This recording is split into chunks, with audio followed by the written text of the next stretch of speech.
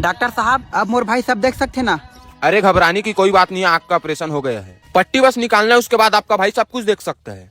अखियों के झरोखों से मैंने देखा जो। रुको जरा, सब्र करो। अब धीरे धीरे आँख खोलो।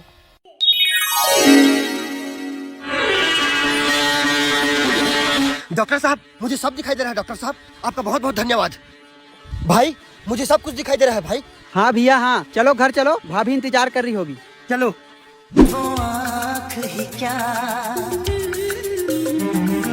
जाओ भाई, भाभी इंतजार कर रही है। तेरी सूरत नहीं जिसमें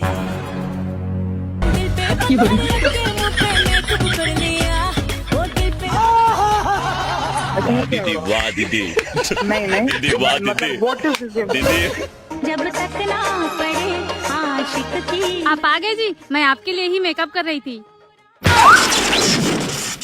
भाई यहाँ पे क्या हो रहा है? मुझे कुछ दिखाई नहीं दे रहा। देखा आपने लापरवाही का नतीजा। अबे चोर चोर चोर, जल्दी फोटो।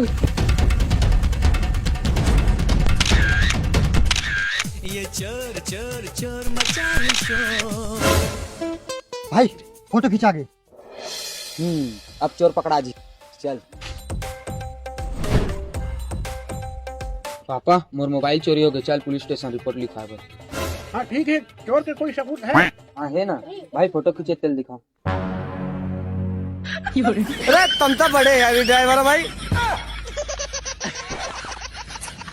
काका फोटो खींचे बे।